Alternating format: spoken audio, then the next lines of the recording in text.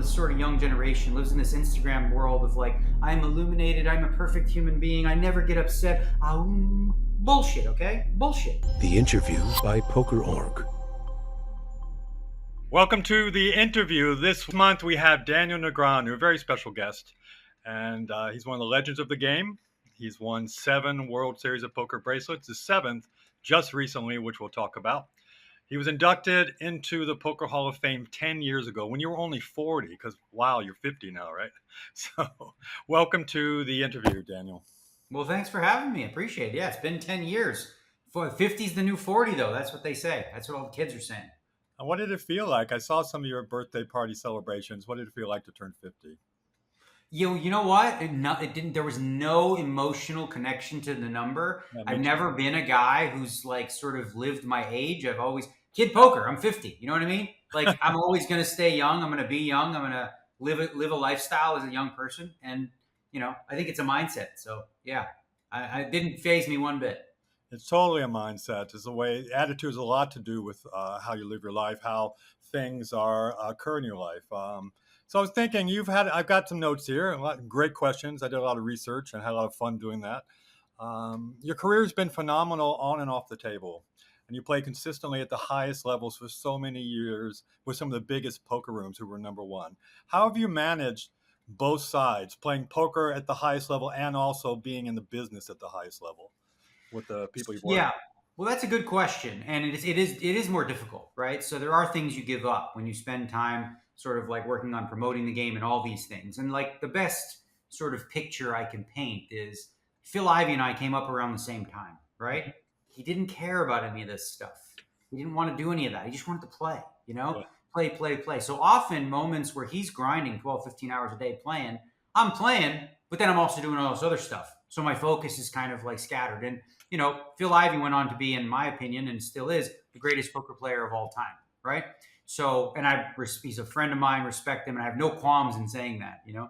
I'm very proud of my accomplishments. But yeah, I think I'm unique in terms of what I bring to the table from, you know, a perspective of not just playing, but you look at GG Poker, for example. Like when I started with them, it was kind of a fledgling company, you know, just on the upswing, like not much going on. And I was like, you know what, this sounds fun. Let's get working with them. Bing, bang, bingo, bango, bongo. Now they're number one. Boom. Now they buy the World Series of Poker, and holy smokes, you know. And listen, that wasn't all because of me. There's no question. But you know, being on the right side feels good. That was a big year for you. 2019. You left PokerStars. You got engaged, right? Got engaged. What year did you get married? You got engaged 2019. I think I saw it was announced in the beginning of 2019. And you moved on from PokerStars, a great brand in and of itself. And you did a lot for them. It was a big year. Did you get married in 2019 also, or? Oh, that's a bad question if Amanda's in the room. I believe it was 2020, right? We're in trouble now. Okay. So yeah, and yeah, we got back together and got engaged on the first of the year, right? And we got married in the May of 2020. Okay, yeah. we got that all over with. Yeah. You had me guessing. I was like, oh no, if I get this wrong, she's gonna hear this. I do want to talk about Amanda in a little bit, but 2019. This is a quote from you. I think that I helped GG Poker build relationships with existing partners. I have good relationship with WSOP, for example, and I've also got a lot of experience in marketing the game via social media and my YouTube channel. That's kind of prescient. Here it is. 5 years later, the WSOP has just been sold to GG. Tell us a bit to get this thing started off. And GG is the number one traffic site in the world. What made you choose to work with GG, and tell us some more about this acquisition and how you're excited about it. Yeah, so I'll be completely honest. What happened was I was going to be done with all of it and just live here in Vegas. You know, I just got married, start a new life, all that sort of stuff. I had no interests. I got phone calls as soon as people heard that I was a free agent. Like, no, I'm not interested, right? Well, I met with the big man at GG Poker. He actually came to my house, and they were helping us with an issue we were having because I was doing that little promotion where I just like sell pieces to the fans. And he's like, you know, we can do this for you. It was like very nice gesture, you know, very respectful. And I met with him, and then I took a look at the software, and I'm like, oh my god, I feel like this is actually, it's so hard to separate. Like, I actually genuinely have fun playing on it, right? Like, I played online poker before, but they're the bells and whistles just make it a new experience. Like, I know some people like the pros are like, oh, why do I have to peel the river and have Daniel dance on the table? Like, I love that stuff. Like, I think it creates an emotional attachment. So I saw the software that they had, right? And I'm like, wow, this is like the best I've seen ever, right? And then, he sort of mentions like, we don't really have a marketing department. I'm like, well, good news is I know about that stuff. Listen, I don't know anything about like the tech side. That's why whenever stuff happens from the tech side, you're not going to hear from me because I would be talking about the wrong orifice. I don't know any. That's above my pay grade, right? Right. I have to trust in them to do that stuff. But I just felt like, you know what, this might be fun. It might be fun to see where we can take this site. And I thought, maybe a few years, we'll get some traction. But it happened so quickly. Right. Within a year, we were like doubling and tripling the guarantees. We started the GG Poker Masters, which is a freeze out that sort of is near and dear to my heart because despite the fact that I'm a rebuy guy, like I would much rather play freeze outs. I prefer them much more. So that was our sort of signature event and just took off from there. And a number of years ago, one of my best friends, a very talented screenwriter, I knew him from the gym. He repped my company on MTV, my nutrition company, and just an all-around amazing person, Chadwick Pelletier. So he's starting to dabble in graphics and getting good at it very fast. And I said, hey, there's this top pro, Daniel Negreanu. He's doing a contest for a logo for his website, his new poker website. You should enter that thing. There's hundreds of people, but you should do it. You're good. And he won, right? And he excited about that. Came to your house. He doesn't know how to play poker, really, but he loves the game. He came to your house, played basketball, prop bets at sushi, all these crazy stories at pool, all the things he did with you, and had a blast. And I know you've worked with him. I think you brought him along to work with you on GG, and he eventually also did still does years of work with Brian or Poker Royalty. But right, he does. I think he met Brian through you, or that's correct. Yeah. Yeah, and he's gone on to do work for all the top pros and WSOP and many people. But that's a small connection we had. But he talks about that story fondly, coming to your home and playing basketball. Yeah, we used to so that was sort of how I thought about doing things organically, right? Like logo contest, throw it out there, see who bites. And the weekend that he's talking about, we sort of had a group of people, called it the FCP weekend, full contact poker. And I just had a bunch of people that were part of the forum and that, were like, supporters, if you will. We did like a fun weekend with all those people. And he was definitely one of them. And it was a lot of fun. Yeah, he almost took a full-time job at GG, I think, but he's doing so many things. He's a filmmaker, and he owns a film festival now, so he's been a busy man. So talk more about your connection with the WSOP. Now you have a little bit more clout. You've always had clout with WSOP, one of the players that they go to for asking you questions of how they can improve the game there, the tournaments. Talk a bit about more of that evolution and what you hope to contribute now in the future with GG and WSOP. Yeah, well, you're right in one hand that, I've always had a really good relationship with the people of the World Series of Poker. I think Jack Effel is an underrated gem, in the poker world. Not a lot of people think of him in this industry, but he runs the Mammoth, the biggest World Series, the biggest series you're ever going to find. And he runs, there's satellites going on, low buy-ins, high buy-ins. And what I've always appreciated about Jack is not just with me, but with other players as well. He listens. He's like, if we all say like we'd rather it this way, he's like, all right, boys, we'll do it your way. They're not partial. They're not like strict. It's not like, some others we're not going to get to. We're like, no, we're doing it this way. I'm like, yeah, but all the players want it this way. That's okay. No. So the fact that he listens and always has means I've always had sort of a, had their ear. But obviously I think now it elevates even more because I think one of the things that poker players can look forward to is with GG sort of taking over and, being a poker-centric company, Caesar's no longer really involved necessarily in like those big decisions from a marketing perspective and all that sort of stuff. So we can get a lot more done, I would think, both on the tech side. If those of you who came to Paris, to Bahamas last year, you got to look at the WSOP Plus app. Now, this app is just like you basically have money in there. You go boop, boop, boop on your phone. You get your seat card on your phone. You go right to your seat. No lines, no waiting, no anything. So obviously seeing something like that at the World Series of Poker with the massive lines and things like that, that's going to be a real improvement to the player experience overall. And just in general, I know that there are lots of ideas that we don't want to just, throw out yet that we're looking to improve. But again, it's still going to be the World Series of Poker. Nothing's going to change from that perspective. I imagine the schedules are going to be pretty similar. Right. I'm not sure what sort of tweaking we'll do there, but Jack's going to be involved with that, and the people at Caesars will, because listen, the event's going to be at a Caesars property the next 20 years. So these relationships are all going to continue. It's just now the final answer comes from a different person maybe. Right. It's been a big year for you. You won the Players Championship, a bracelet, your seventh bracelet, and one you've coveted for a long time. It was fun. You had people worldwide cheering for you. You said you were playing above the rim. Your game, you're just so focused, so just on point. Can you talk a bit about the time running up to that table, having so much support, and then finally winning that event and hoisting the trophy? Yeah, it's funny. I tweeted out a picture of, I wear this on my watch. I have an app that sort of gives you a readout of your stress levels, your fatigue levels, and all that. Yeah. My stress levels the day of the final table were just astronomical. And then my recovery the next day, which lets you know how good of a shape is your body in, was a 0, which means I literally left everything out on the field. I'm always so emotionally connected to that tournament.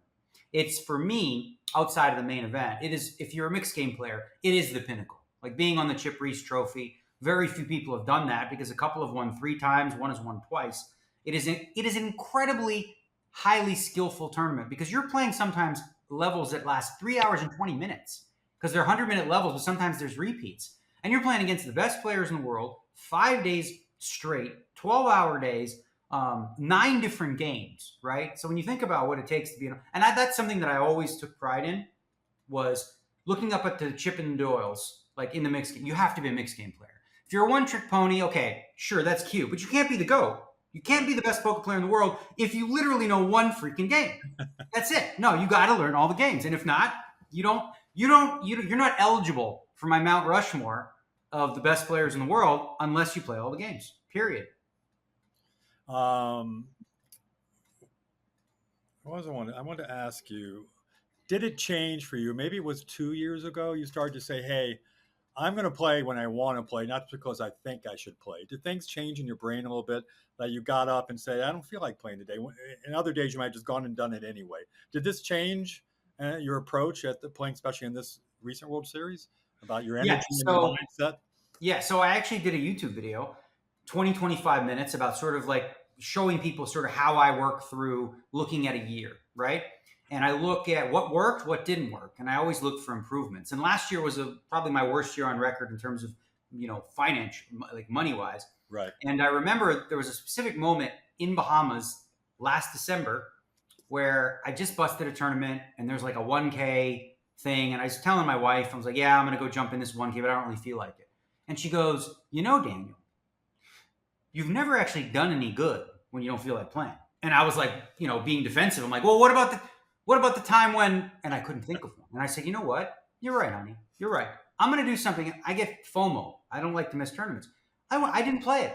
I went to bed. Instead, I rested and I played the 25K from the start the next day. Had a deep run. I came like 15th or 16th in a 200-300 player field, and felt good about it. And so 2024 for me, at the outset, the big change was going to be quality over quantity, which means if I'm fatigued, then I'm better off actually skipping the event than, just plowing through and playing. I get, fatigue is real. So being fresh and feeling like you really want to be there just is going to elevate my results overall. Right. I felt that. As far as being content, are you at the most content you've ever been in your life? Are you still driven to win and to share with the fans and elevate the game? Where are you in your life right now? You've got a great relationship and you share that a lot. So where are you? Do you feel content in your life? Do you still feel really ambitious and driven like you were when you were younger? Yes, on both of those things. And I'll tell you, maybe I'm an interesting human being in this, but when you say the word content, and when I think of content and I think of happiness, I loved every part of my life. Like, there's no time in my life I've never really not been content. When I was broke and I was starting out, I loved it. It was fun. It was romantic. It's a grind. I'm like, oh my God, I got $60 left. What am I going to do? All this sort of stress. I enjoy being in it. This is why goal setting has never been difficult for me. Like, I think it's an important part of who I am. I enjoy the journey, right? The result isn't the payoff. The payoff is, okay, I set a goal, right? And here's the plan that I put in place to reach that goal. Did I do all the things that I said in my plan? If I did that, that's the success, whether or not I achieved the goal or not. Now, if I missed the goal, maybe my plan was off.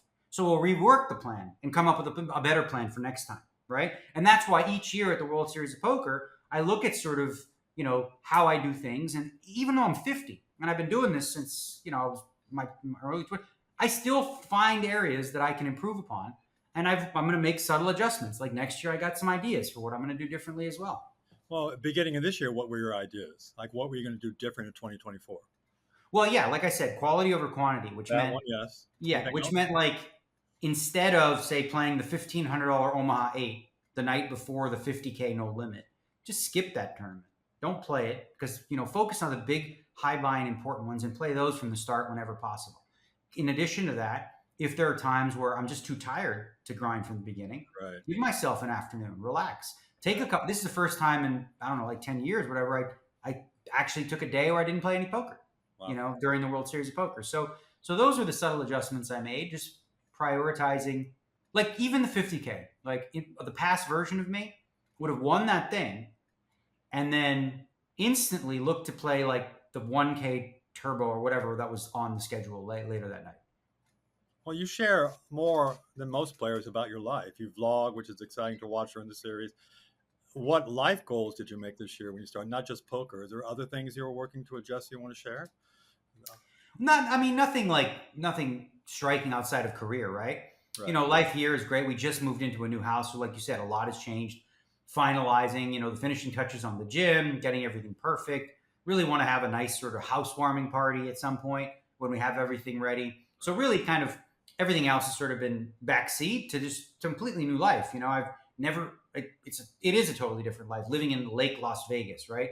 Right. It's 40 minutes from Vegas. I'm on the water. It's peaceful. Just like exploring and kind of, getting a lay of the land, if you will, and sort of getting my bearings here before I make any sort of, major like life goals outside that. Fitness wise, there is something that I'm working on post World Series, because during the series, I typically don't do anything but eat bad food and like not work out and stress, but which is part of what one of my changes will be for next year too. Yeah, you've always been one of the fitter players and watched your diet. You still a vegan? Yeah. Still pursuing that. So about your fitness and daily routine when you're not playing the World Series, what's your basic fitness when you get up each day? As far as so when I'm not playing the World Series and I'm in August and I'm in workout mode, I can literally tell you what I'm doing every 30 minutes of the day. Wow. I know exactly what I'm doing. So I'm waking up just before 10, drink a bottle of water, take my vitamins, take the puppies outside, get sun immediately. Okay. Yeah, me too. Then, so then about 90 minutes later, I do the Huberman thing. That's when I have my coffee. And then at noon, I have my breakfast at around 10:30, right. Which is usually going to be an overnight oats that I make myself. Yeah. This I'm just boring, but I can give you a regimen. Then at 12, I'm in the gym till about 1:15. Feed the puppies, have a post-workout meal, another coffee after that around 2:30, that's what this is, a nice coffee. And then another meal at about 5:30. I'll do some cardio of some kind, walking, low intensity stuff like that. And lately what I've been doing is, I usually do my hockey research, but lately I've been sort of dissecting the $50,000 PPC that I won because I'm looking at, I've actually taken a bunch of screenshots because it's really good for me poker wise to like watch what people are doing. And I see like a lot of really big mistakes and I'm like, ooh, and there's also opportunities to learn things too about, some of their tendencies. So yeah, I haven't been leaving the house at all. Just been doing that every day. Well, there was a time period, if I remember, you won an event, you have to remind me, at Poker Go, where you went through a long drought and you were struggling a bit. It seemed like you were struggling a bit. And then you won an event at the Poker Go studios. It was very emotional for you. Remember that? That you even stepped up and said, it's been a while since you had won, taken the title. And I remember that you talked and shared. You seemed to be very emotional at the table. I think that was the 50K PPC where you're talking about. The 50K, the most recent one?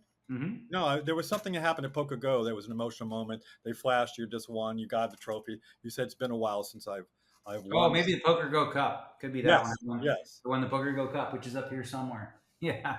Yeah, it seemed like you were struggling with your game and retooling things. And for a while you know what it was? It was less about struggling with my game, per se.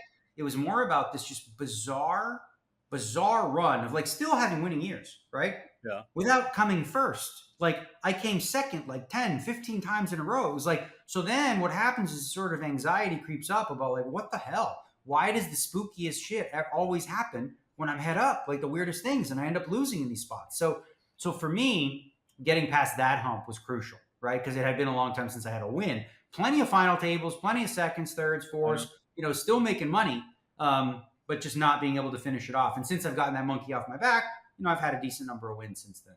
For sure. But there was a time that you were seeing these young guns with new tools, new approaches to the game, and you chose to, if I remember correctly, retool your game, took on some coaches. I think MJ Gonzalez talked about working with you and work on your game. And then like Tiger Woods, when the swing goes a little bit, you go for a coach, you have a hard time when you first come back, and then you find your way. Did you find, what were you learning during that time period working with different coaches in the game? What were you adjusting? You're already a great player, but what kind of things were you trying to adjust and learn about so you compete at a very different level? Yeah. So that's something I've always done my whole career, which I remember, being at a table when I first started with Tom McAvoy and Brad Doherty and some of these older guys. And they were kind of poo-pooing the younger generation a little bit. Like, oh, these kids with their aggressive 3-bets and stuff. And I thought to myself, never become that guy. Like, don't become the guy that rests on your laurels and just says, what the young people are doing is dumb. They'll learn. No. How about I'll learn from them, right? So many, many years ago when I was playing Victor Blom for like a promotional thing, I had a couple guys, Rich Lindacre, who's passed away, Bill Reynolds. I had some guys sort of like go over some stuff with me. And then again, I remember a moment at the Poker Masters where Stefan Sontheimer outplayed me in 2 pots, just clearly outplayed me. And then he was talking about some stuff theory-wise. I didn't even know what he meant. He's talking about combos. And so what the hell is a combo? Like I'm, in my 40s, I never heard of a combo. I don't know what the hell that is. So I was like, you know what? I need to learn what they're learning, right? So I've always found it's worthwhile. And when I do that, I often, I think a lot of people remember it was like a robotic persona that I took on for a very short period of time. It's because when I'm trying something on, I'm going to embrace it and understand it. And then I'm going to say, okay, I'm going to keep the best parts of it. I'm going to get rid of the stuff that doesn't work, right? So me being me is important. I got to be me. Understanding the theory and understand how people think allows you to exploit them more easily. Now, that seems like counterintuitive. Well, how do you exploit people that are playing GTO? Well, nobody's playing GTO. It's impossible. Yeah. It's not humanly possible.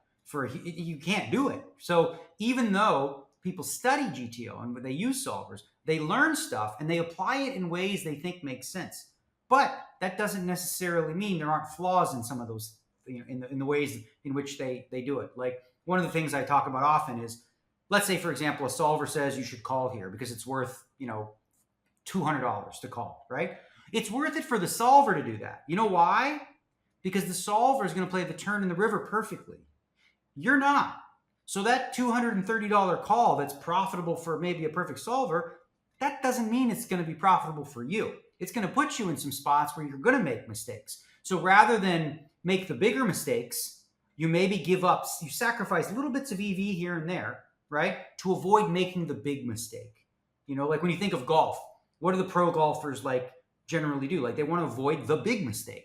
Their mistakes is they try from 150 out, they try to make it. They don't make it, they're close, right? Yeah. As long as they're in the neighborhood, they got a shot. What they don't want to do is yank it in the water, right? So when you try to replicate what a solver, is going to do on a flop, most people are not factoring in the fact that and also when a solver's giving you an output, it's giving you an output against another solver. Well, That's not real life.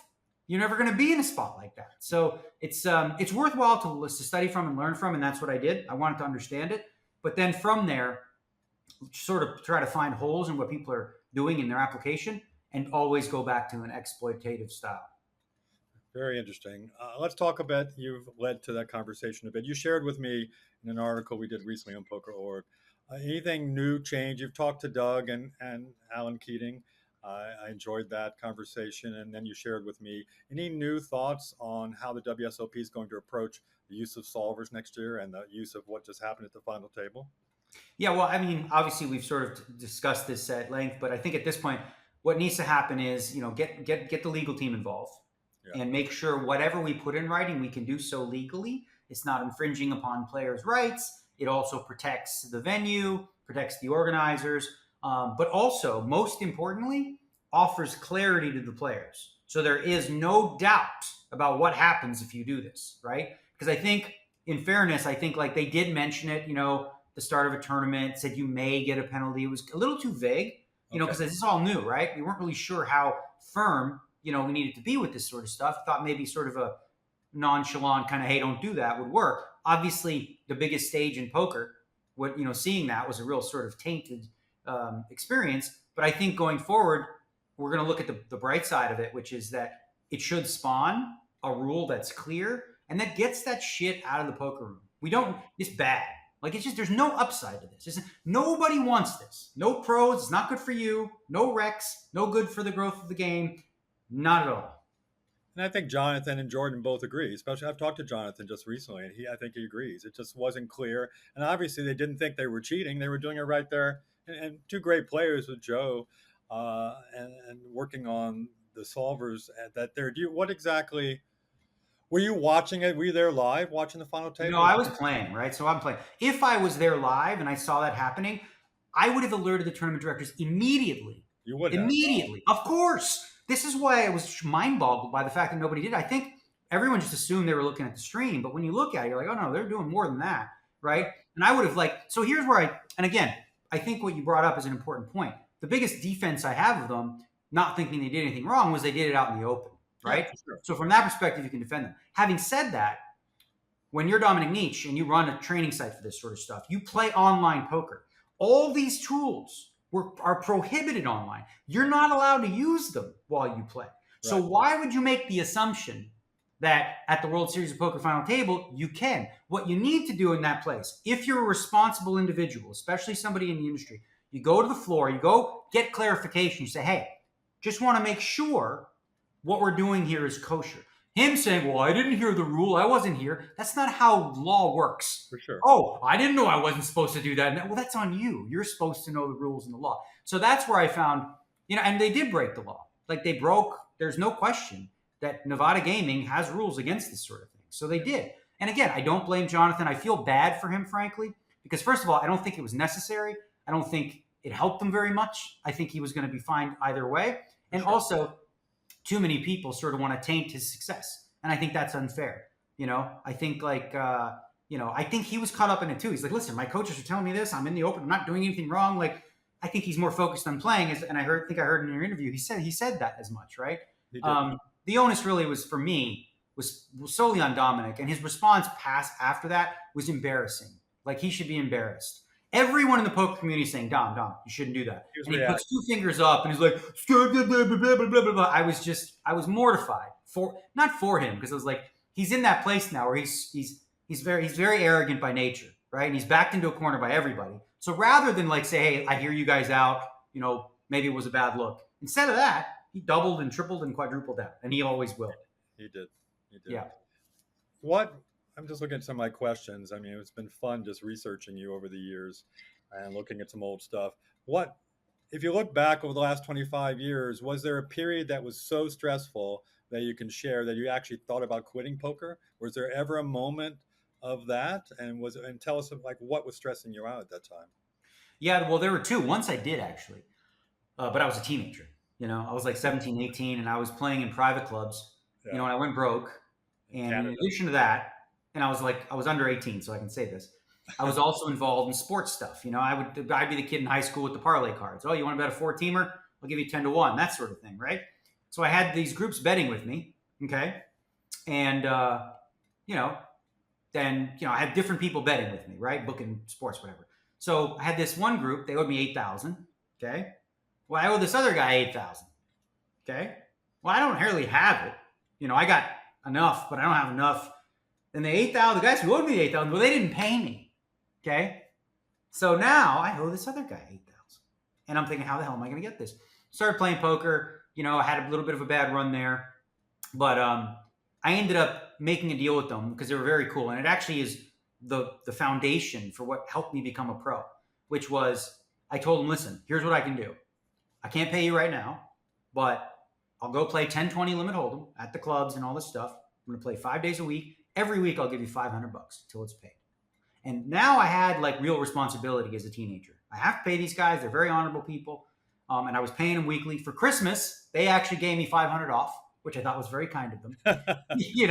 And then I ended up paying them, faster than, the time that it would have taken.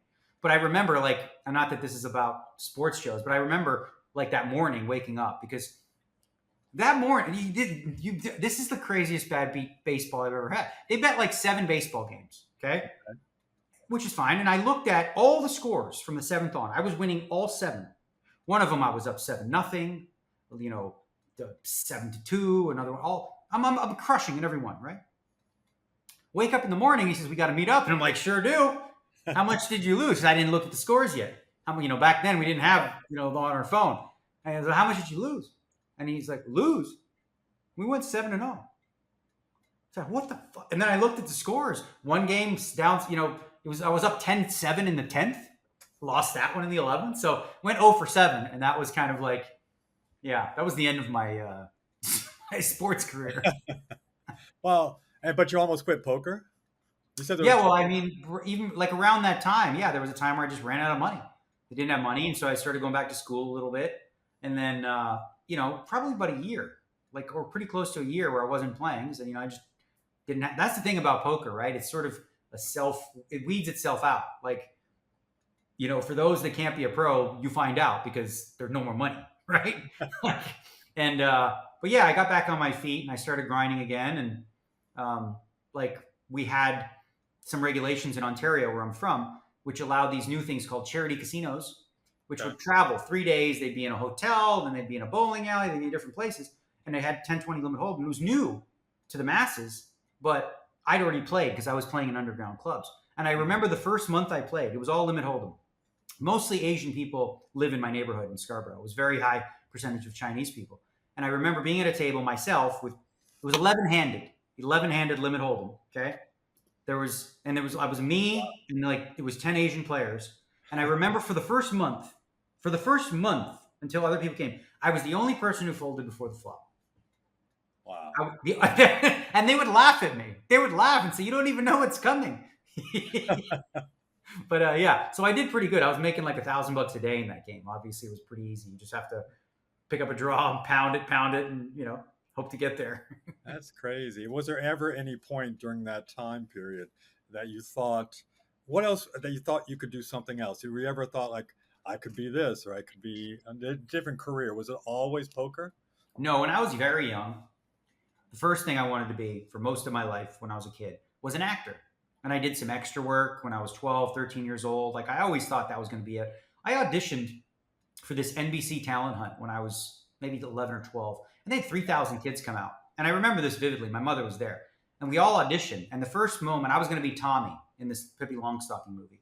And they had me go out first. And I'm supposed to walk a tightrope. And, there were some lines and stuff. And they stopped the whole thing.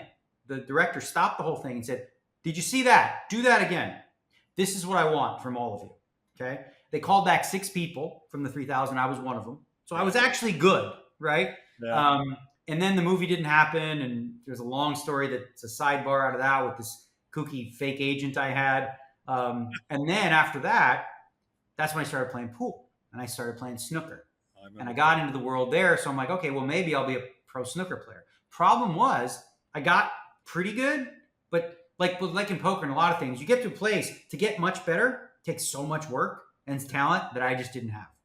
So, but through that's where I started to meet people from the pool hall that played poker. And then I fell in love. And I was like, then I basically was breathing, eating, and sleeping poker. Well, I was an actor. I was a theater major in college. Went to New York, went to the Playhouse, and directed some plays in LA, directed some plays in New York. So that was the beginning of my career. But I couldn't trust that. I was always trying to find starting business and any other way to make money. It's a tough business.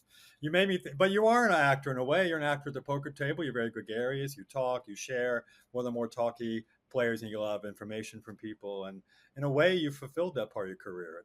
I mean, you're also in front of millions of people, probably more than you might have ever been as an actor, right? People know you're around. Yeah, I mean, I guess I would say entertainer of sorts, right? Entertainer, yeah. And, I think one of the advantages it gives me, so being on the TV table, there's pros and cons, right? The cons are the lights are legitimate. Like, it makes you hot and it's tough to be under the bright lights and whatnot. The benefits for me are I'm comfortable there. I've been there, done that. A lot of people aren't. Right. So I sort of have an inherent advantage. But I've never been shy about being on camera. I've never had any issues with that. It doesn't make me uncomfortable in any way. So yeah, I mean, I would say entertainer, just me being myself, like just kind of a jokester. No, one you brought up one thing I was going to ask it before you mentioned her. One thing that endeared me to you early on in my poker journey 20 some years ago was talking about your mom. You shared about your mom all the time, how much she loved you and encouraged you. Did you have any struggles with her in the beginning of this young man? I want to be an actor. Now I want to be a pool hustler or a poker player. What was that journey like with her and your parents? And she was an amazing person, and you shared her all the time. That was wonderful. It showed you your heart and your vulnerability. And what was that like? And how did she accept you Yeah. becoming a player? Well, my parents couldn't be more supportive, both of them, my mother and my father. And my mother, I remember, like, see, here's the thing though, they came from Romania Yeah, to Canada with literally $5. Like, they didn't have any money, and they worked their way up, bought a home. Like, they lived the Canadian dream, if you will. And they didn't really know about organized sports and all this stuff at school and whatnot. But once I showed an interest in acting, my mother tried, to find me an agent and stuff like that, and she was supportive of that. Not so much supportive of me being in the pool halls and not in school, right? That's when I'd get visits from my brother who would beat the crap out of me in the bathroom. But then later with poker, like, she wasn't into it. She's like, I've said this before, but she said, Daniel, forget about the poker. You go to school, right? So yeah, I was in love with it though. So what I had to do is for me, I felt like the best way to prove it to her is to show her. So I kept very detailed records of how I'm doing, you know, and I showed her I'm playing 40 hours a week. I'm making $44 an hour. Here's my results and such and such. And then she started to like sort of, and my dad was always cool with it because my dad grew up on the black market. My dad could speak like 11 languages. wow. He was essentially an orphan, if you will. He was like, by the time he was by the time he was 13, he had his own little radio shop. He was like, he was a self-made, hustler, if you will. So he knew I'd be okay. He knew I was smart and I'd figure it out. My mom, of course, was much more of a worrywart. But then, of course, fast forward a few years, I bought her a house, I bought her a car, and now she's like, well, poker is good. I like poker. It's good now. I think I Yeah. remember when you bought her the house. What was the proudest moment you had with her? Well, she was there watching some of your final tables, your wins, right? Yeah, I have a picture. I don't Is know there where one it is. moment that was you felt that she got it and was really, really proud of you? It's important. Yeah, it was a WPT event at the Borgata, I think, I that think I she got to be there for, you know, and so she got to see that. And I mean, it was $1.1 million win, really big score, and just to see like it come full circle, for her, like, kicking me out of the house, like making me sleep outside because I was playing pool too late, and for her to see like, because she was always very proud of us no matter what, yeah. but like to see her to feel as though it was earned was special for sure. Yeah, that's wonderful. So we're talking about it. So let's talk about love a little bit. Love came into your life. I know that I had known Amanda from years ago, my early days as a card player. Uh, you dated for a while, I think in 2014, and then I guess you were apart for a while, and then you came back together. Can you tell us a bit about that love story between the two of you and how it all ended up being very happy? And it seems like she advises you in your career and your life, and is very important to you. Yeah, it's a bit of a wild story, and it was actually a little bit before that. It was around 2008 to 2011 ish, on and off, right? Okay. I think I was like maybe 31, she was 21, new on the scene, and she was right up my alley. I identify as a petite blonde, attracted male. That's how I identify, right? So she was like right up my alley, and she had a very flirtatious vibe. And we used to do like interviews. She'd interview me, and we just had a great chemistry, and that's really attractive to me. So we started messing around here and there, but like she was young and wild and not ready to be a grown up yet. You know what I mean? And I wasn't ready either. So long story short, I mean, I did buy a ring that I was going to give her. I never gave it to her, never engaged, but it would have been a mess. If I would have given her that ring back then, it would have never worked out. It would have been a travesty. But fast forward, like you said, we broke up. I moved on to other relationships. So did she. But for some reason, I never got rid of that ring.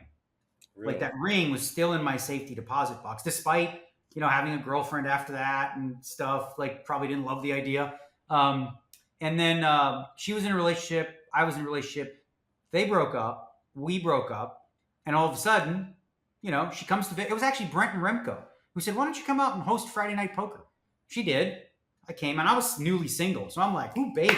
I was kind of like excited to play the market. I was going on dates, meeting women, and being like, "Oh, look at me," stud guy. And then she sort of comes back in my life and is like, "All right, I'll take you to dinner. We can take another twirl, if you will." But I had no intentions of like anything coming of it. We went to dinner, and I remember she shared something. She was very vulnerable with me. She shared some things that she hadn't really shared with a lot of people about the diagnosis that she'd had.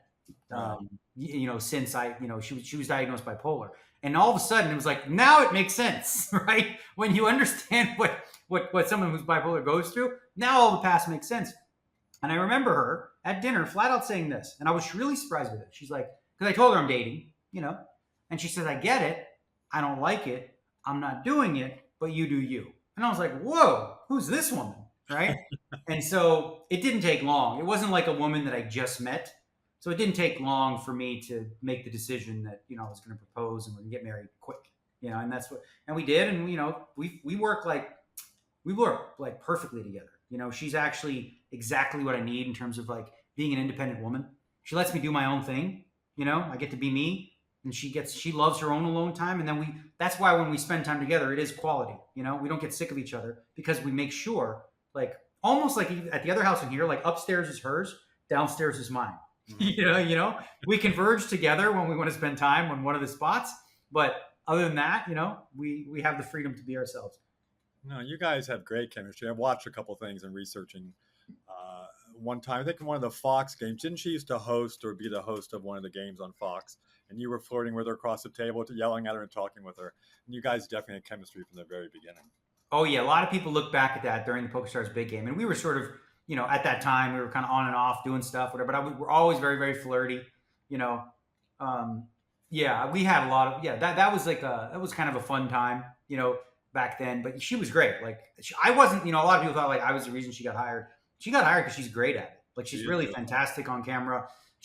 I used to watch her interview nerds, okay, for all intents, just for like lack of a better term. Not everybody's good on camera, right? You interview them like, "So how did you feel you played?" "Well, I guess I was supposed to have some King 4 suited combos here. I'm not sure if I'm allowed to have King 3. But like none of that. She's going to get them to like be more relaxed, laid back, and chill. And she was amazing at doing that. Like I was, she always has that affable way about her. Like people love being around her.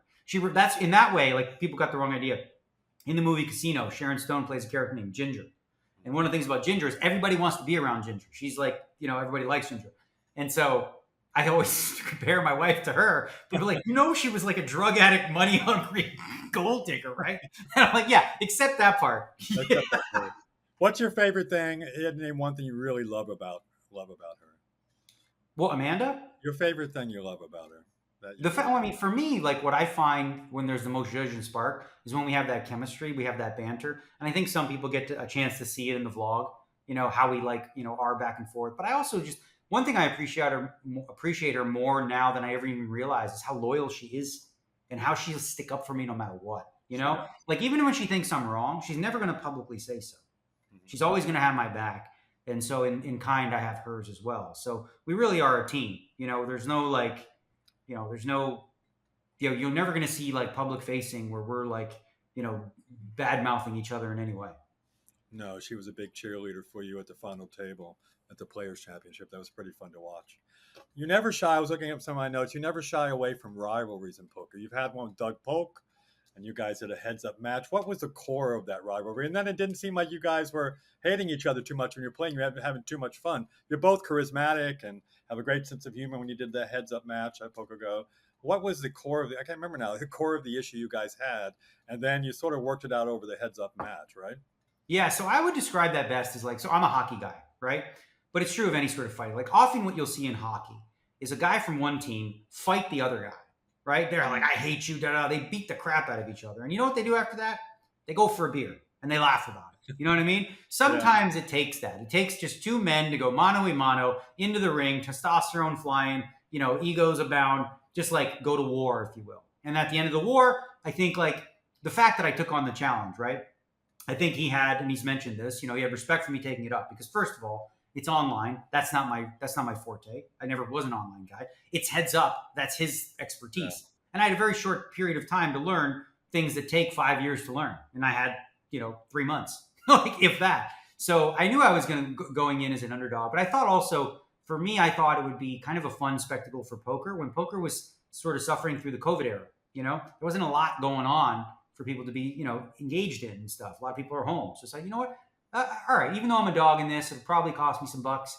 I'll do my best, and at the very least, I'll improve as a player.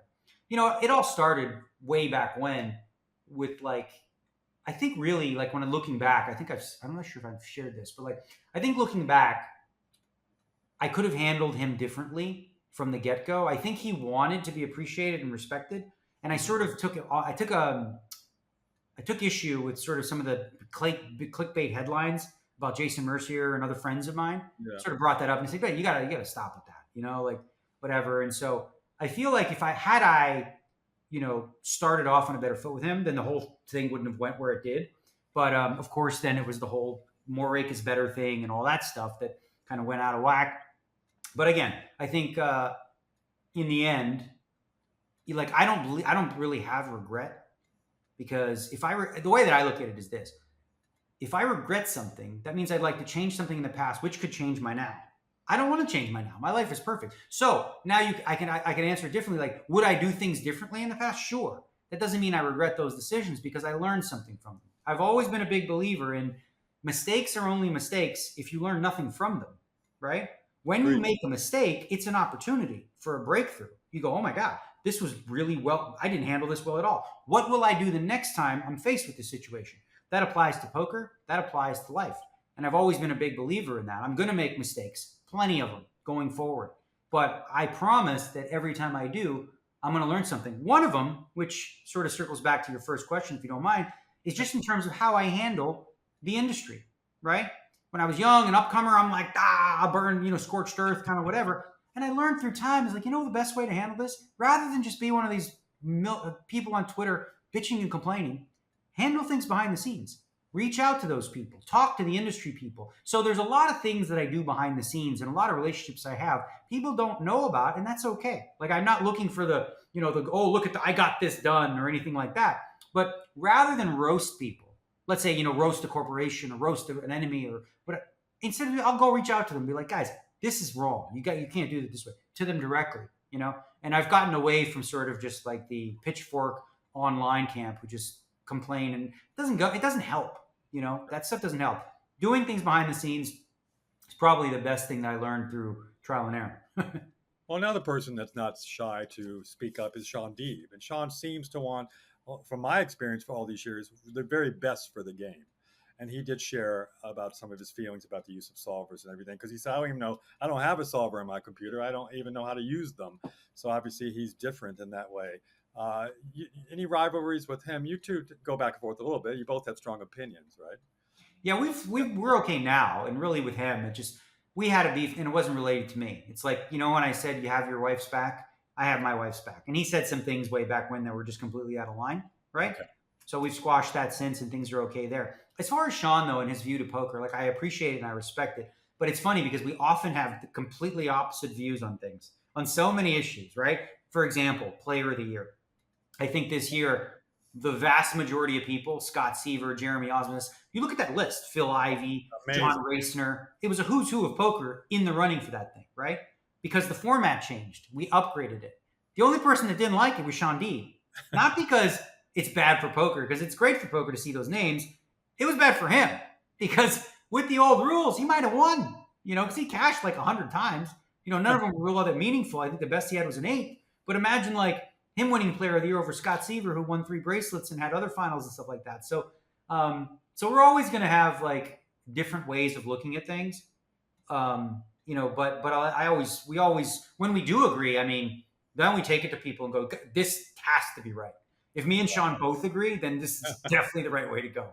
That's the way to work it. There's one, I was looking through some old videos and sometimes it feels like, and I've watched obviously 20 years of this, you and Phil Hellmuth, it's like an old married couple sometimes. There was one moment where you're going, shut the fuck up, Daniel. And you're going, no, you said you did do King 10 before that. And that's the way you did limp in with that. Oh, shut the fuck up, Daniel. And then you guys have had these amazing back and forth. And sometimes it seems like you hate each other, but I also see that you love each other a lot. Tell me about the dynamics with you and Phil.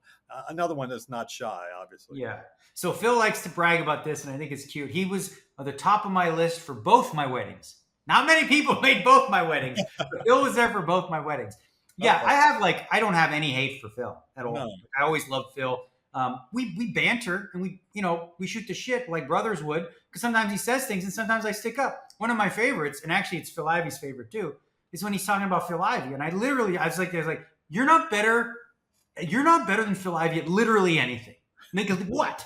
What am I supposed to give you here, right? And he's like, I'm not better than Phil Ivey at No Limit. I go, no, you're not. He's like, what do you think Phil Ivey would say? I'm like, he's going to say you, because that Phil Ivey doesn't need the sort of affirmation. And Phil's a hustler. He's going to be like, he's going to look at it like, yo, yeah, Helmuth, I mean, I can't beat you, but I'll tell you what, give me the button, I'll try it. You know what I mean? Like, so that's who Phil Ivey is. He doesn't need that. And so, and I like, sometimes he can be a brat at table. I personally find him to be the most fun person to play with, because here's what people don't know about Phil, or some do. I think they do, people that know him. He's obviously got narcissistic qualities. He doesn't like when you say that, but it's evident, right? Nobody has that sort of insecure narcissism that doesn't brag as much as he does. He can't help himself, right? But as far as his heart goes, he's got a big heart. He actually just wants to be liked ultimately, and I think he, wants good relationships with people. But is he self-focused and self-absorbed? Sure. Will he even admit that? Yes. He actually did so recently, where he talked about his own insecurities, which is real. He's despite being the all-time leader in World Series poker bracelets, despite all the accolades, he still feels like he's got to prove himself every day, and he does. And he continues to rattle off I've made 19 out of 21 final tables in 6 months. He can't help it, right? Generally what you do, like a Phil Ivey has never tooted his own horn. He's never said he's the greatest at anything. You know what? By default, everybody else does. That's what you kind of want to have, is other people tooting your own horn. When it's you doing it, it just comes off bad. Like, nobody gives Eric Seidel flack. Why? Right? They're from the same genre. They both have great, illustrious careers, because Eric doesn't act like that. So he's a well-respected guy. With Phil, people attack his game or whatever because he's making claims sometimes that are outlandish. Like, you mean to tell me you're better at a game that you don't even know anything about what these young kids are doing and stuff like that, and that are grinding 12, 15 hours. You got to have respect for the new generation. And sometimes he sees that as sort of, he's hesitant to do that sometimes, because I think he feels like it's a passing of the torch. I've never been uncomfortable with that. Like, I'm not the best poker player in the world. Okay. I'm among them. I genuinely believe that across all the games. Right. And I always have things to learn and get better at. But part of why I can say that, though, is because I look at some of the young guys and what they're doing, and I go, okay, I'm going to learn from them too and incorporate. Just yesterday, I asked Phil Ivey a couple hands, because I'm watching the 50K. I asked him about a stud hand, an 08 hand. Like, there's always learning to be done. And in order to improve at poker, one of the most important things you have to do is have the humility to understand that there's so much you don't know, and that literally anyone can be a vessel for something to learn, even if you're better than them. Right? Like, why does Tiger Woods take on a swing coach when he's better than the guy? Why? The guy can't do what you do, but because he might be seeing a blind spot you don't. So I'm always open to listening and hearing. And I really enjoy sort of discussing strategy with people who play vastly different than I do. It's fun. Like, for me, like someone like Vanessa Selps, for example. Amazing. She's awesome to talk, because she comes up with some ideas and you're like, holy shit, man, that's wild. But you know what? She knows how to do it and implement it. And I'm like, man, I could learn a few things here from somebody who's so outside your, comfort zone, if you will. For someone and this may bring up a little sore spot with you, maybe. You had a little controversy because you're a very passionate person in the game too, and your fans and players love that. That time you threw your stand or something, and then you saw, nothing happened. And then what was your take on Phil? And he was very mad at himself when I talked to him the next day of throwing the microphone pack that just happened at the Poker Go studio. You saw all that. What was your take on all that? Well, I mean, listen, it's like, with the people that sort of had a negative spin on it, I'm like, have you literally never watched sports in your life? Like any sport? Oh, for sure, Have you never seen a golfer throw his club, a hockey player bang his stick, a football player throw his helmet off? It shows that there's a passion there and a love for the game. And yeah, obviously there are lines you don't want to cross. Like when I threw the selfie stick, it was in the corner. I wasn't aiming for anyone's head, which I think would be problematic. But it was just a peak level frustration. And for Phil, he did the same. Obviously, you got to be careful not to throw the mic in anybody's head. But I mean, I think that stuff, frankly, and here's the thing. A lot of the sort of young generation lives in this Instagram world of like, I'm illuminated, I'm a perfect human being, I never get upset. Bullshit, okay? Bullshit. You do, okay? And you know what is good for the game? Showing that emotion. If everybody was robotic and pretended that they were all like kumbaya, masters of themselves, like it wouldn't be as interesting. Like people enjoy watching that stuff. Love it or hate it, it's water cooler talk. The next day, did you guys see Phil and Sean Chacon get into it? Did you see Prahlad and Jeffrey Lissandro when he said, I'm going to take your head off, buddy? Like those are the moments people remember. They're not the check raise on the turn, you know, like whatever. It's like the heated drama. Like, what do we learn about what sells? What the housewives of everywhere? What's the most intriguing thing about this? The who they are? No, the drama. So when you see this is drama. This is good. Some of the nerds might not like it, but if the nerds were in charge, we'd really be in trouble. We would be. He's also been one of the better, maybe I'm wrong, just from an outsider looking at him, not quite an outsider, but and you've done very well as far as embracing the business side of poker, as being an investor in many different things and in different projects. He does talk about them a lot, but he's also seems to be very successful in his investments across the board, his best-selling books, things like that. And do you guys talk about business? I mean, away from the table, do you guys share, have dinner, any kind of relationship there outside the tables? Well, one of the things we have is we have the same agent, Brian Ballsbog from PokerORG, who, you know, he signed me. I was his first person to sign with him. And then I pitched Brian to literally everybody else to get to sign with him because I felt like he was the right guy. So, and he was, you know, he's great. He's literally in the industry. He's a role model for everybody as far as I'm concerned. He is the pinnacle of integrity. He has been a close friend for 20 plus years now. We've done so many business deals together. I have impeccable trust with him. He also has Phil Hellmuth here, and we've discussed doing things together. And of course, like the thing with Phil, he goes off on his tangents sometimes. Oh, I'm on 23 boards. I'm on this and that, blah, blah, blah. You know, but we've talked for sure. We will always continue to talk.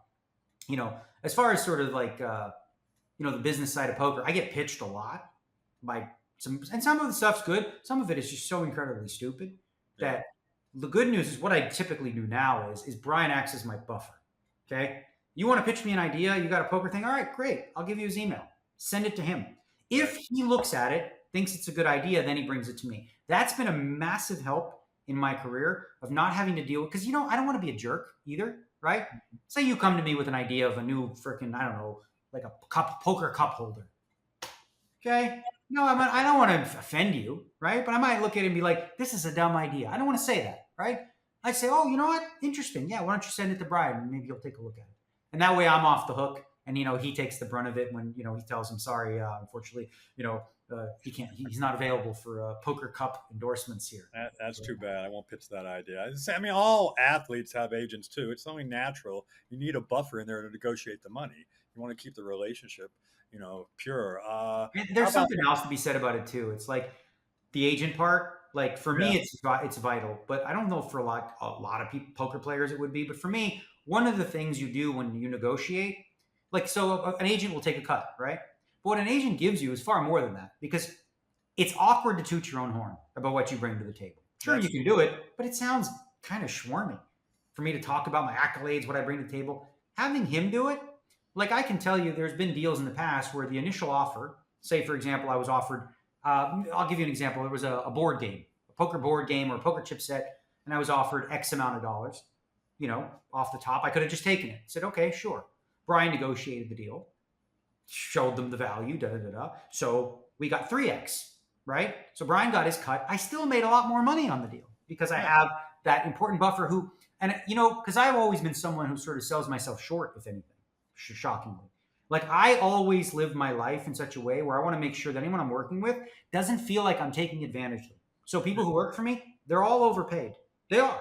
Facts. They make way more money than they're supposed to make. Okay. Everyone I work with, I feel more comfortable. Maybe it's a control thing where if I needed you to do something, let's say you work for me, right? And I needed you to do something for me at like 1 a.m.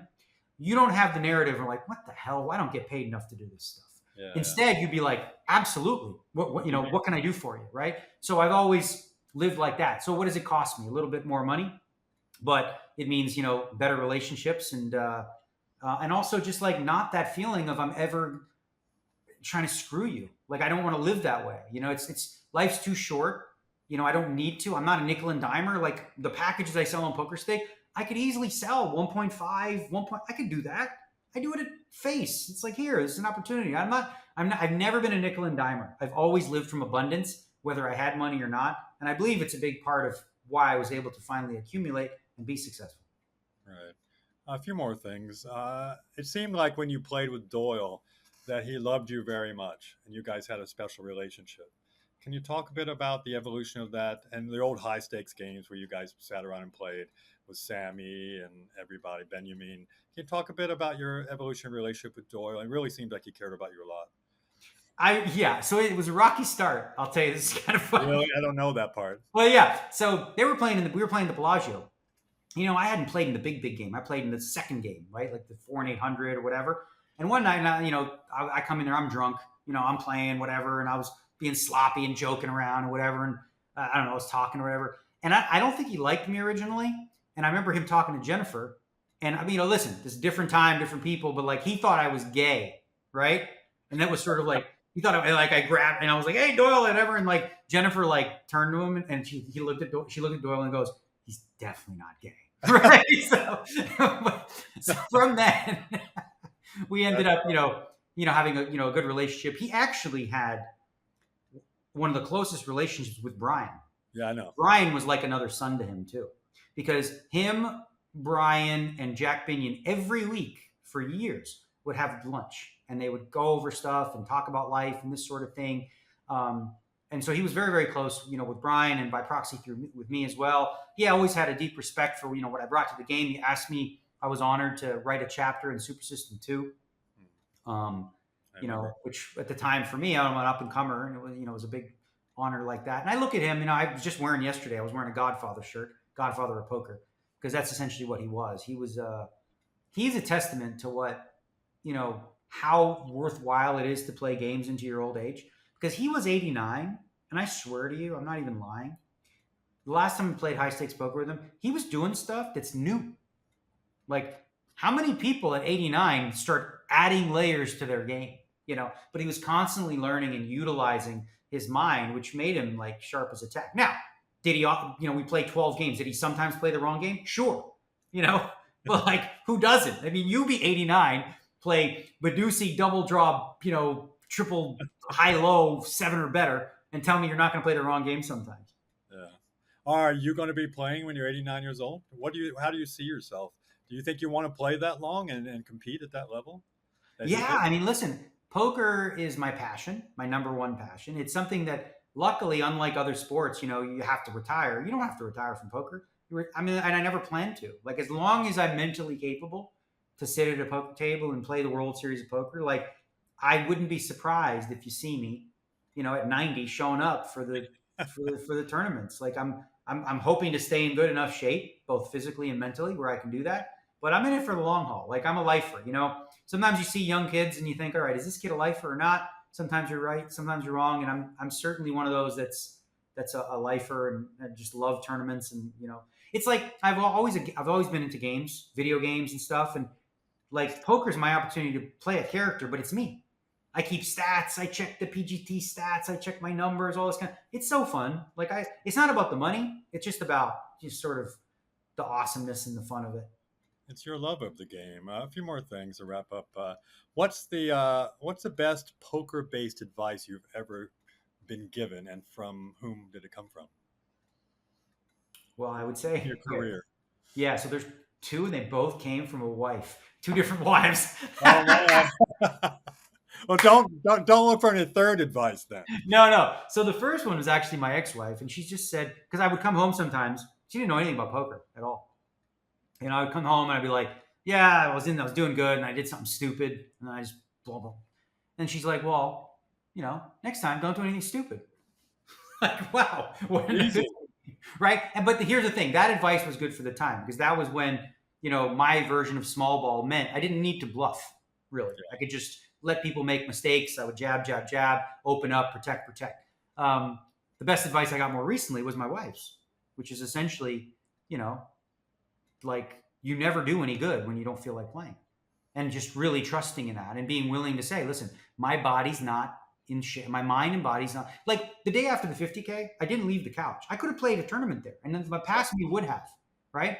But I was literally unable to function. However, I would have still tried, which was dumb. So now when I play tournaments, it's because I want to be there. Right.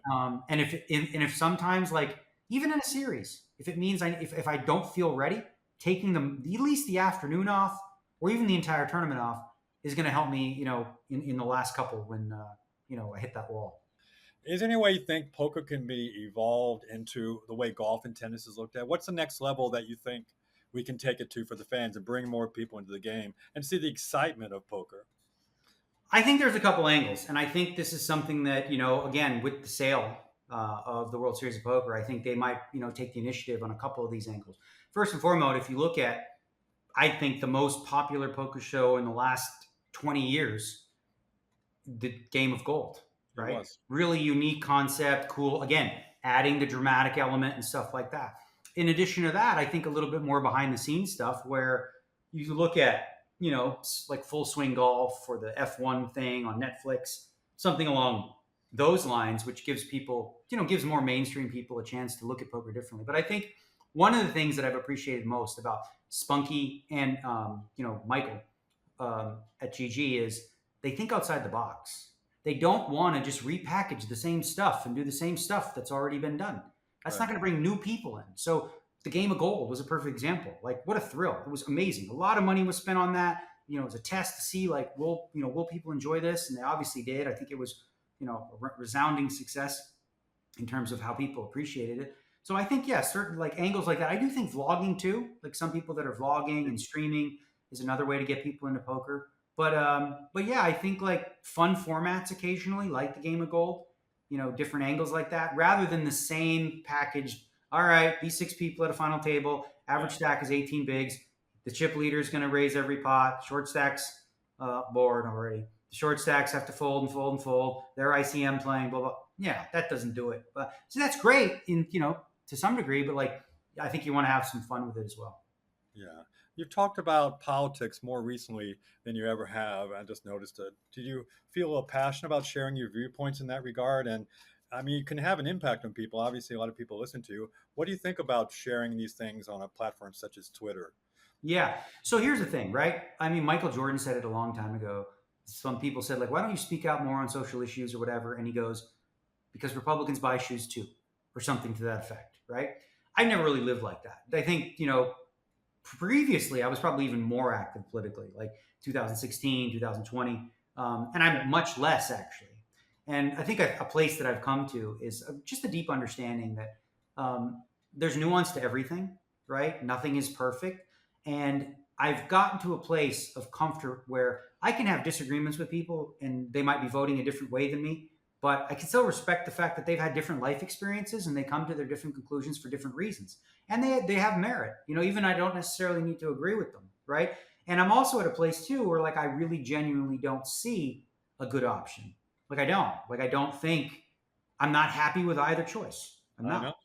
I'm considering writing in, a previous candidate, which goes by the name of D's Nuts, because D's Nuts, is a reasonable candidate. Yeah, like I think what you're seeing is, I think the extremes have gotten so far where like I go on Twitter and I get both. I get, you're a libtard or you're a right wing freak fanatic. I'm like, what? How can I be both? You know what I mean? Like what I try to do is have like common sense takes on different things. And I do think too, though, through COVID and stuff like that, like we saw a lot of examples that were stark in terms of how too many people are not thinking for themselves. They're not doing any critical thinking because it is impossible to agree completely with either extreme and assume that you're doing any critical thinking. You're not. What you're doing is you're going back to your tribe and you're asking, what am I supposed to think about this? And then you're thinking about it rather than take each issue as it comes. Perfect example was the COVID lab leak theory, right?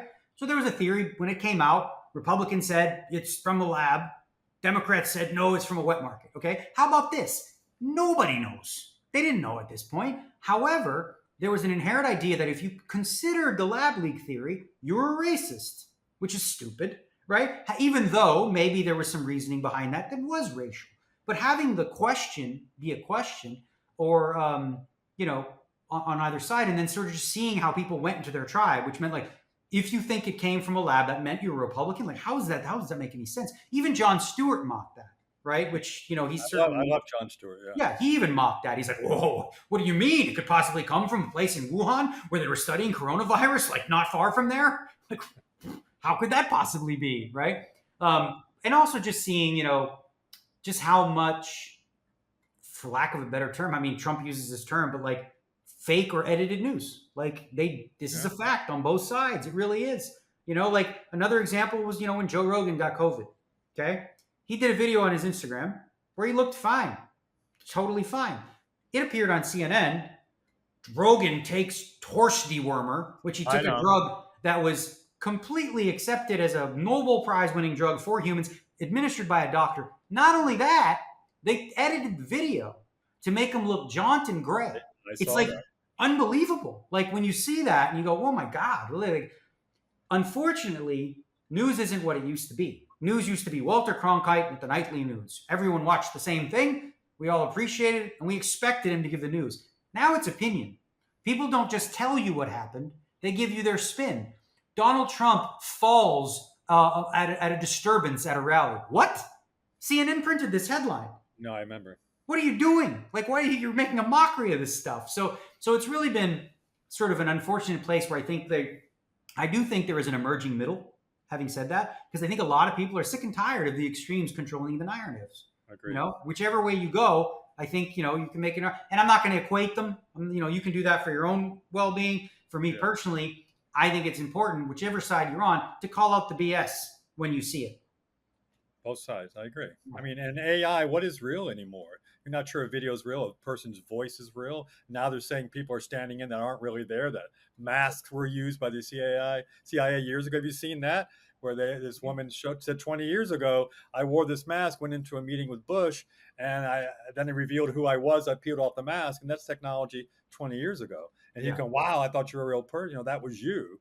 But the technology these days is amazing, and the AI impact across the world, I don't know, you don't know what's real anymore. Yeah, I mean, you see it like even in the edited clips. And here's the thing. It's our responsibility to a certain degree to look deeper into these issues, but most people just don't. They take it on the surface. And I couldn't believe I was guilty of that recently on a video I didn't even know. Okay, aside from like the Biden ones where he's walking off somewhere and they cut the video to make it look like he's wandering into the no man. When in reality, he's going to talk to the pilots. He's seeing the paratroopers. He's greeting them. But you don't need to edit the video to make him look like he was losing it. You know what I mean? Like, you don't need to go that far. And then on the other side of the coin, I remember this, you know, at the time, the whole Charlottesville thing with Trump, when he said there were good people on both sides. I took that at face value because I trusted the news networks at the time to be like, tell me. And then I actually listened to the 4 minutes of what he said. He wasn't talking about white nationalists or white supremacists at all. In the speech, he condemned both. He was speaking to the fact that like there were good and both people on both sides of whether or not these monuments should come down. And it was literally taken out of context. And I was embarrassed to realize like a month ago, finally watching the whole video going, wow, man, you know, like that was being, you know, they're playing. And if you only stay in your tribe, you'll only see the videos that support what you already believe. So that's why I feel like I know a lot of people don't, you know, have strong opinions about X. I think it's better because I do think that the feeds now you're seeing both sides and the community notes are helpful. When there is something that's clearly fake and edited, you know, there's a little note underneath saying this is not from that. Yeah. Okay, let's have some fun here at the end. Sort of like, I don't think you'll be upset if I say dance, monkey, dance, but I want you to do something for me. You're very good at impressions. I'm going to call it a couple names. You've been very good at over the years. I did a little research. I've seen them over the years and had a lot of fun. Maybe you could just do a few seconds of these people I'll call out to you. You're amazing at them. Nacho Barbero.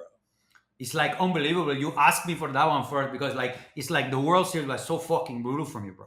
It's like unbelievable. The guy's calling me like a fucking gotcha. You know what I'm saying? It's like fucking unbelievable. They play so fucking bad.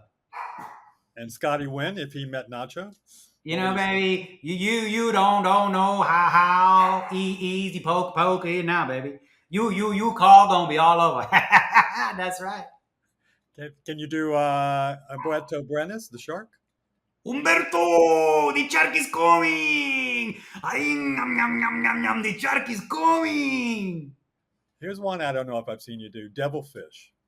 No, I don't really have a good Oh, devilfish. devilfish. I did see you do this one, and the last one might be one of my favorites. But Matthew McConaughey, you did Matthew on one. I found you doing Matthew. I can't remember the comment on some table. Do you remember that? It might have just been the all right, all right, all right. That's like what he's known for. Have you always had a good ear for things like that? Yeah, that's something that actually growing up in Toronto is a skill that developed because of the fact that Toronto, for many years, well, I don't know if it's currently the case, but when I grew up, the most multicultural city in the entire world.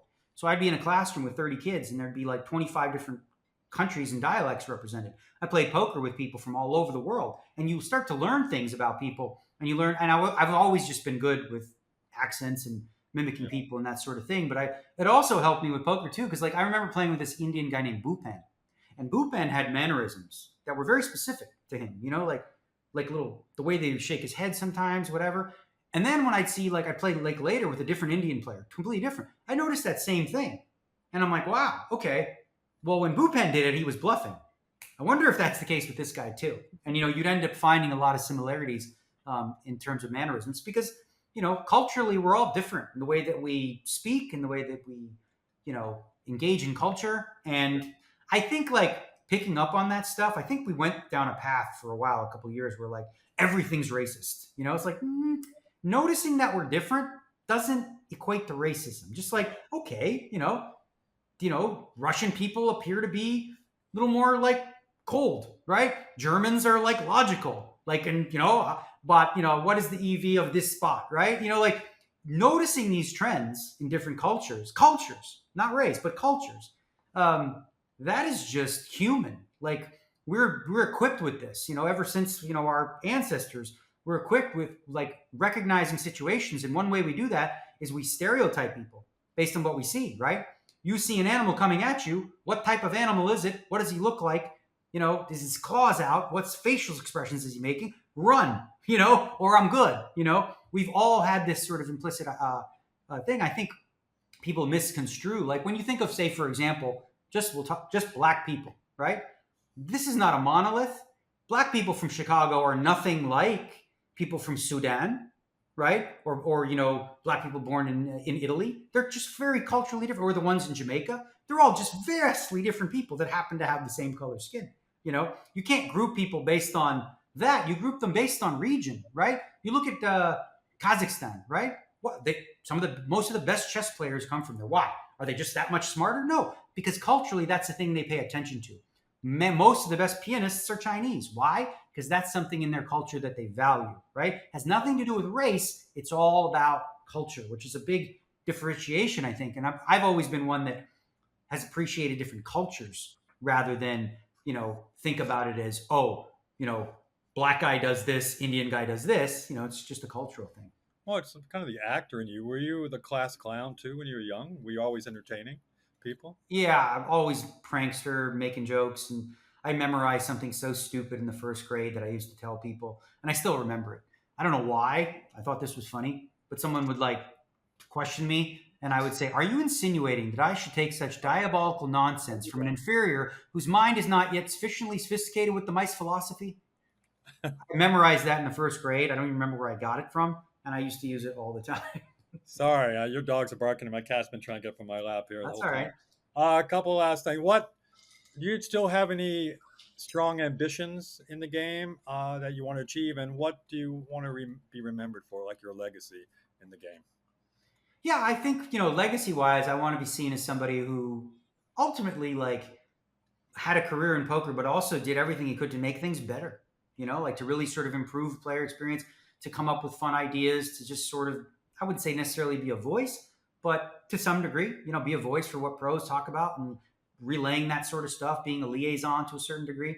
As far as a player, somebody who, literally just gave it their all, and always when they played with a killer instinct and tried to, there's been times where I was very dominant. I'd love to resurface that. I think that's probably the one thing that I'd like to have is I'd like to have a year like that again. It's been a while since I had a year where it was like 2004 or 2013. I want to have a World Series run where I just knock off 4 or 5 bracelets in one summer. Just kick ass one year. Yeah. A couple of quick fire questions, and I appreciate your time. Our editor sent these over and said, see if you can get some quick fire answers. Just real quick, your first impressions, the current U.S. election. Unfortunate, anti-democratic, sad. Crypto. Crypto, dangerous, but sexy and the way of the future. And chess. I see you have Botez on your team at GG now. And chess. Have you anything about chess? Chess, incredibly frustrating, but a great way. Like, it's so funny. I use chess actually to wind down, which makes no sense. Like, at the end of the World Series, I'll play a game of chess or two. Just keeps me out of thinking, and I just like focus on that. And I never get any better. It's wild. I just always stay the same. We have a good teacher. Got Botez. Grab her. I could, yeah. I've had a lesson with Hikaru and Gotham Chess, but it's been a while. I played the Pog Champs once on chess.com. That was fun. But maybe we talked a little bit about this. Your quick fire question: Elon Musk and X. Your impression overall, the evolution of it so far. So, yeah, I think Elon Musk is a complicated, overall massive benefit to humanity that sometimes is just an internet idiot troll, right? We're all multifaceted, right? So he has parts of him that are kind of silly and unprofessional, but then think of what that mind has created, right? And what he could potentially what problems that he could potentially solve. I think a lot of his detractors who poo-poo him, I'm like, all right, do 1/10 of what he does for humanity, then we'll talk. True.